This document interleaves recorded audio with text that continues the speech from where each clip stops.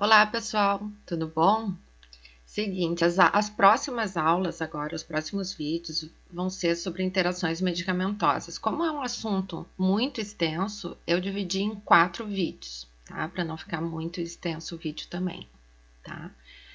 O primeiro vídeo que eu vou apresentar hoje, eu vou apresentar uma breve revisão sobre as interações medicamentosas para relembrar aqueles conceitos que já foram aprendidos, né, em outras disciplinas, compilado, então, em alguns slides, para que a gente possa usar ele no segmento farmacoterapêutico, porque dentre os principais problemas relacionados a medicamentos que vocês vão encontrar são interações medicamentosas. E no caso de encontrar, qual é o manejo farmacêutico dessa interação? O que a gente tem que fazer diante de uma interação medicamentosa? Eu dividi os vídeos, então, da forma que eu achei mais didática possível, que a primeira é ser o vídeo de hoje, que vai ser classificação. Os exemplos de interações potencialmente graves eu não deixei no final dessa aula, porque ia ficar muito extenso. Depois, interações bem importantes, que é fármaco versus dieta, né?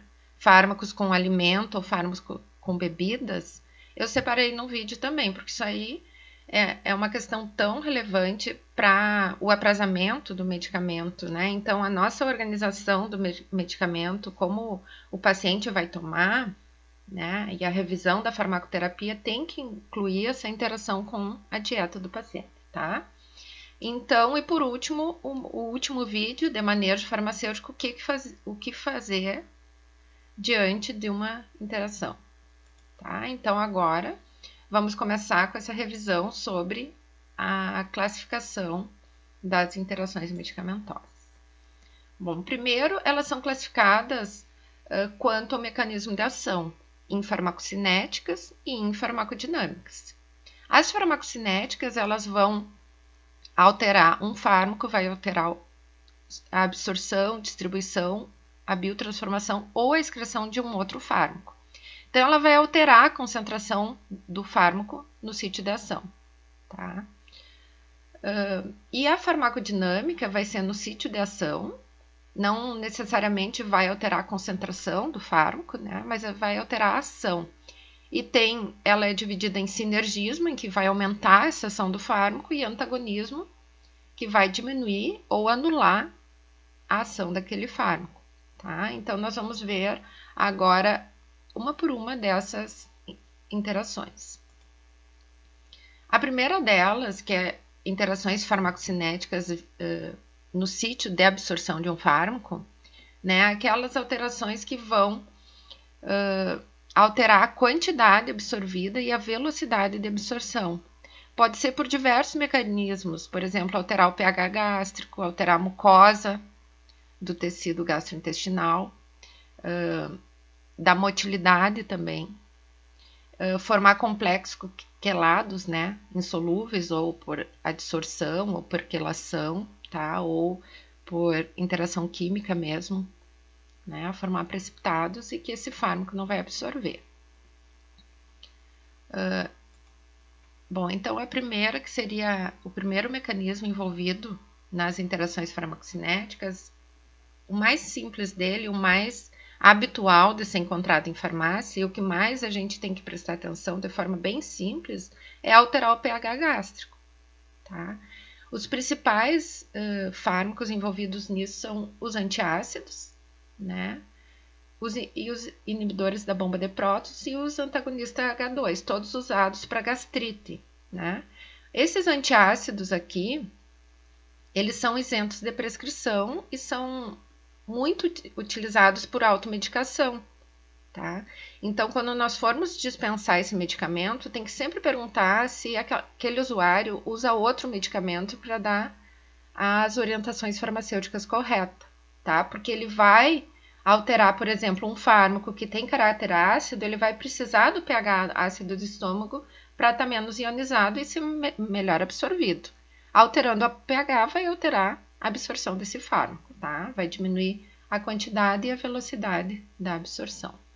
Então, eu coloquei aqui exemplos, né? Os antiácidos mais comuns, eles contêm sais de magnésio, sais de alumínio, bicarbonato de sódio, carbonato de cálcio, em que vão elevar o pH do estômago.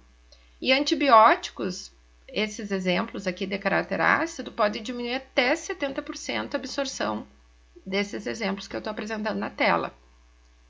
Isso pode levar à resistência microbiana, agravar a infecção e não conseguir o efeito terapêutico necessário daquele antibiótico. Outros exemplos de fármacos de caráter ácido são a carbamazepina, ácido valproico, né, antiepiléticos, digoxina, né, benzodiazepínicos. Todos esses fármacos sofrem alteração, então, na absorção se for tomado junto com antiácidos. Aqui eu coloco como exemplo o clorazepato, que a absorção fica totalmente inibida, né, utilizando junto um antiácido. Então, a conduta nesses casos sempre é fármaco 2 horas antes ou 6 horas depois de ter tomado um antiácido. Tá? É separar a tomada, aprazar esse medicamento de forma que seja, por exemplo, se ele tem hábito de tomar antiácido ao meio-dia, vai tomar o medicamento às 10 da manhã ou o medicamento lá às 6 da tarde. Tem que ser longe da administração desse antiácido. E orientar o paciente para que ele não faça automedicação desse medicamento. Outro fármaco, que é o carvão vegetal, que é usado, ele é bem importante para tratar casos de intoxicação, que ele é usado diretamente no estômago via sonda e depois aspiram, porque ele absorve as toxinas. Ele, na verdade, é um MIP, né, vendido em farmácias também, na forma de cápsulas, e ele tem a capacidade de reduzir até 80% da absorção do medicamento se for ingerido junto, porque ele absorve aquele medicamento e ele é excretado, né, sem poder ser absorvido. Ele é um medicamento isento de prescrição também. Virou moda fazer detox com carvão ativado. As pessoas trocaram o suco verde pelo suco preto, que é o suco com carvão ativado, e começaram a tomar diariamente. Isso virou modismo, usar carvão ativado para achar que vai desintoxicar o organismo. Tá? Então tem que ter cuidado na dispensação desse produto. Vejam que é um produto simples, vendido muito em farmácia, que pode anular a ação de outro fármaco. Outro mecanismo envolvido no sítio de absorção é a quelação. O sucralfato, que é um usado para úlcera, para proteger a mucosa gástrica, quando usado com esse antibiótico, ele forma um quelato, de forma que vai diminuir a absorção. Tá? Então, aqui também é a mesma conduta que o farmacêutico deve ter no intervalo. Tá? Mas são apenas alguns exemplos. Cada fármaco que vocês vão fazer o aprazamento, vocês têm que estudar esse tipo de interação. Fármacos que aceleram ou retardam o trânsito gastrointestinal também podem influenciar diretamente a absorção de outro fármaco, que poderão ser absorvidos mais rapidamente ou mais lentamente. Os analgésicos opioides, como a morfina e a codeína, e os anticolinérgicos escopolamina e atropina, são exemplos de fármacos que aumentam o tempo de esvaziamento gástrico, prolongando a permanência de fármacos no estômago. Isso para medicamentos predominantemente absorvidos nas regiões superiores do trato gastrointestinal, como exemplo a digoxina e os benzodiazepínicos, pode aumentar a absorção por eles ficarem mais tempo em contato com o meio ácido, onde eles vão se encontrar não ionizados.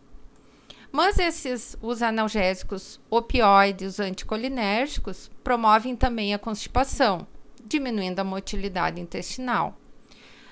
Assim, os fármacos que são absorvidos predominantemente no intestino, aqueles que têm caráter básico, têm a velocidade de absorção diminuída pelo trânsito diminuído, menos motilidade, menos contato com a mucosa.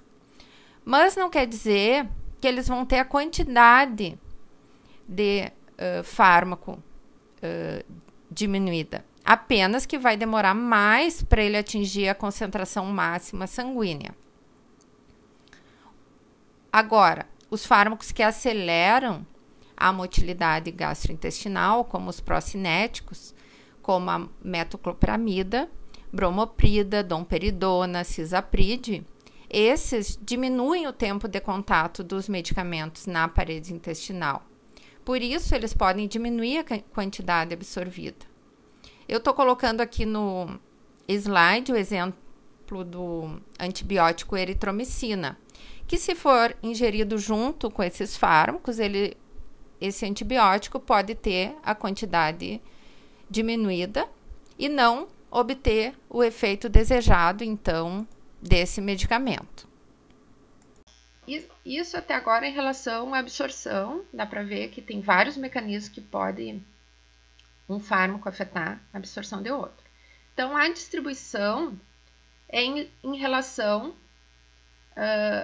às ligações a proteínas plasmáticas, né? Vai ter maior significância clínica para aqueles fármacos que têm alta fixação à proteína. Se considera na literatura fármacos acima de 75% de ligação a proteínas, tá? Porque o deslocamento de uma pequena quantidade de um fármaco altamente ligado vai acarretar num efeito farmacológico considerável, tá? E considerando que a parte não ligada ou livre, que é a forma ativa, né, vai aumentar a ação desse fármaco. Se deslocar um fármaco deslocar o outro, aquele que foi deslocado, que ficou livre, vai aumentar a ação desse fármaco. Então, as principais proteínas ligadas à distribuição de fármacos são as lipoproteínas, para fármacos mais lipofílicos, e grande parte é ligado à albumina, que vai fazer o transporte e distribuição do fármaco, tá? Ele está reduzido em algumas condições, em algumas patologias, né? Como insuficiência cardíaca, processos inflamatórios, tá? Ela estando reduzida no organismo, ela vai aumentar a quantidade de fármaco livre, com consequente aumento da ação farmacológica desse caso, né? Como pode acontecer, então, nessas patologias. Mas no caso de interação, o problema é a competição entre os fármacos, tá? Aqui, como eu falei, só para demonstrar como o percentual influencia, um fármaco com alta fixação, por exemplo, ele tem 90% de capacidade de fixação às proteínas, tá? Então, aqui, ó, a forma ligada dele e só 10 mg, esse exemplo aqui é a forma livre. Comparando com outro fármaco que tem 30% de fixação às proteínas e 70% está livre, se deslocar a mesma quantidade, vai representar esse fármaco que tem alta fixação, vai aumentar em 100%, vai duplicar a parte livre do fármaco, ou seja, vai potencializar de forma muito grave a ação desse fármaco, tá? Já outro, o deslocamento da mesma quantidade vai representar 14% só de aumento. Essa ilustração ela tenta mostrar o quanto que um fármaco de alta ligação sofre maior influência, então, pelo deslocamento. Claro que o fármaco livre vai se distribuir pelo organismo, como eu coloquei aqui do lado, ó. Então, o grau de alteração vai também depender do volume de distribuição desse fármaco, tá? Esse tipo de interação, além de depender do percentual, vai depender também do volume de distribuição desse fármaco. Aqui, ó, eu trouxe exemplos que fica melhor para ilustrar. Por exemplo, o fármaco 1, que vai deslocar, por exemplo, o ácido valproico desloca o benzodiazepínico. Qual o efeito que vai ser observado no organismo?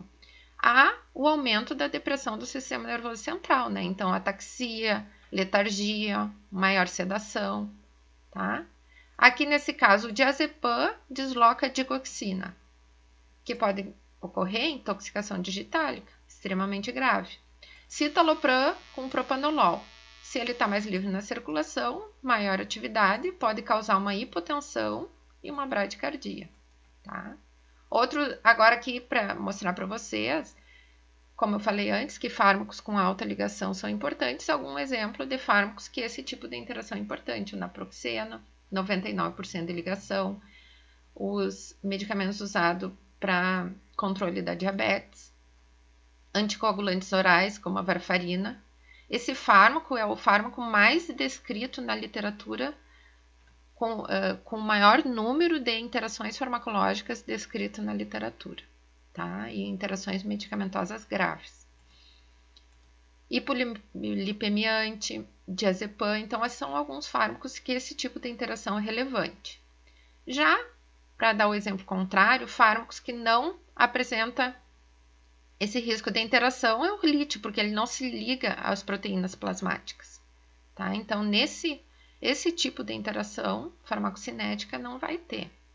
O topiramato e a carbamazepina são dois fármacos que têm em torno de 15% de ligação. Também não é importante. A lamotrigina é um pouco maior, mas ainda não se espera nenhuma interação clinicamente significante em nível de competição pelas proteínas plasmáticas.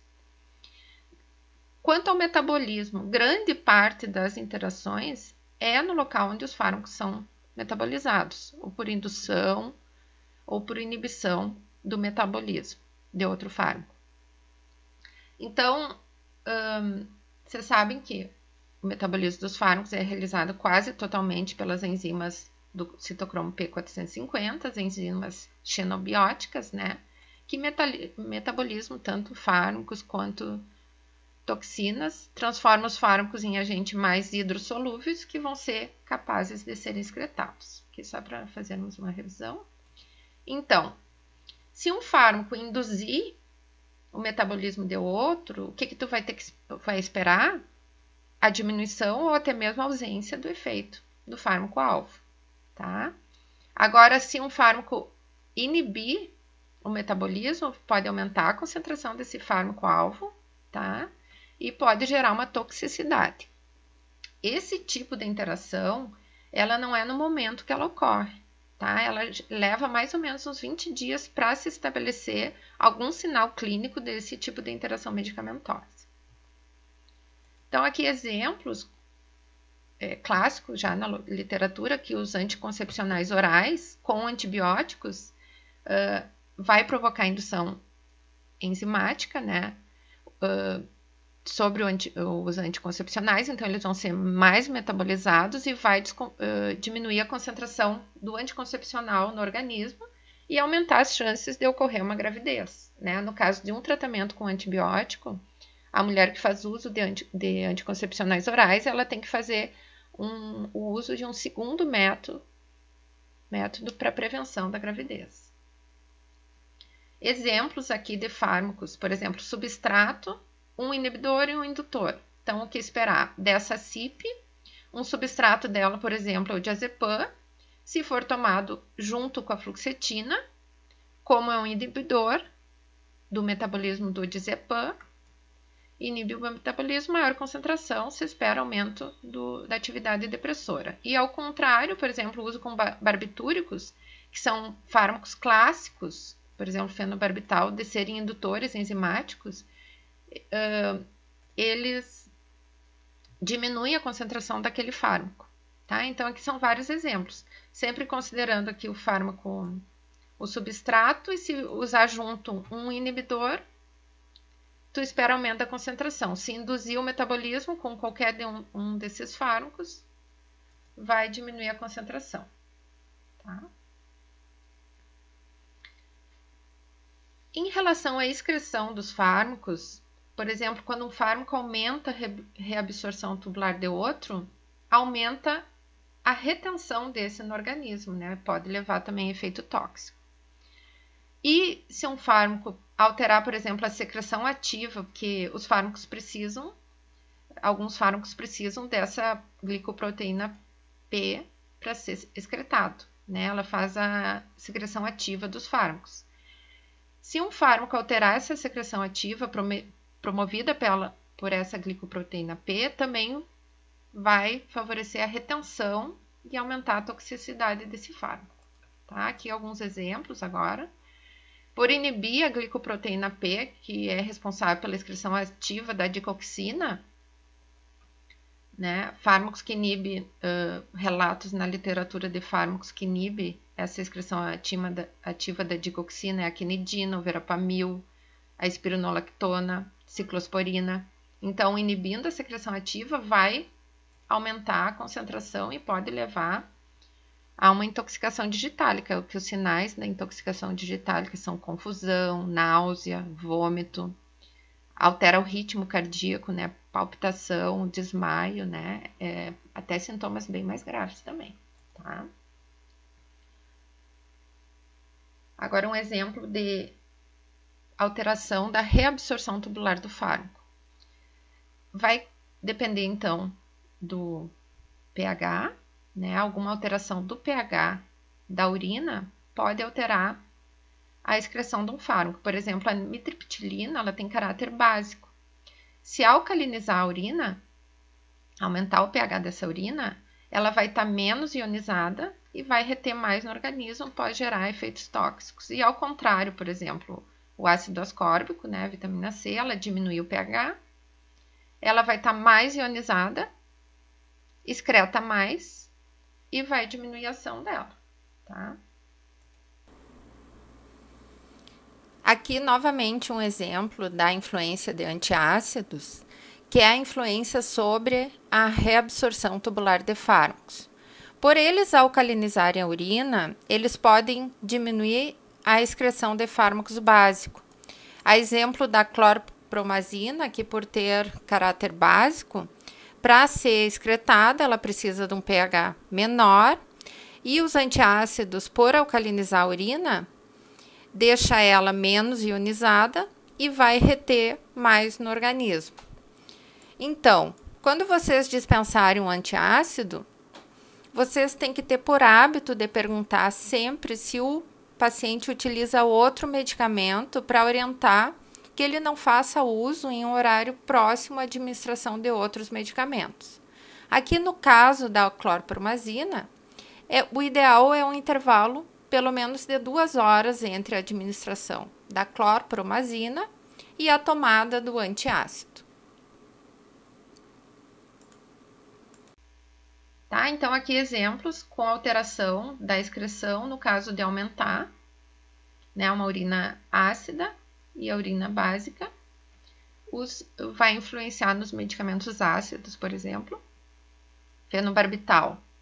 Se acidificar a urina com algum medicamento, vai diminuir, obviamente, o pH urinário, vai diminuir a ionização. Se ele está menos ionizado, ele vai aumentar a reabsorção e diminuir a excreção, tá?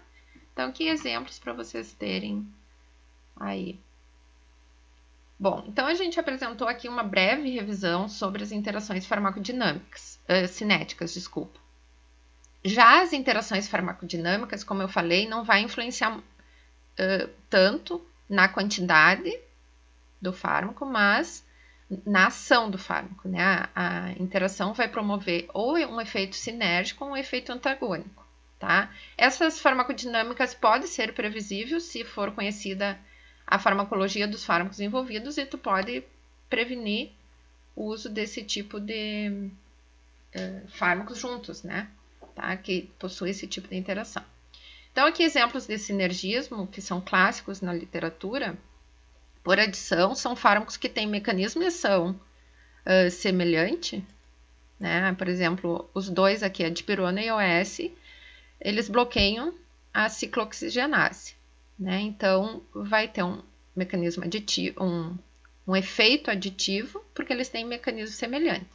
Agora, quando eles têm mecanismos diferentes, a gente chama sinergismo por somação, tá? No caso aqui, o AS, ele tem bloqueio enzimático da ciclooxigenase e a codeína é um alcaloide opioide que tem outro mecanismo de ação, tá? E potencialização é quando o efeito resultante é maior do que os dois individualmente. Se ingerir álcool, vai ter um efeito depressor do sistema nervoso central.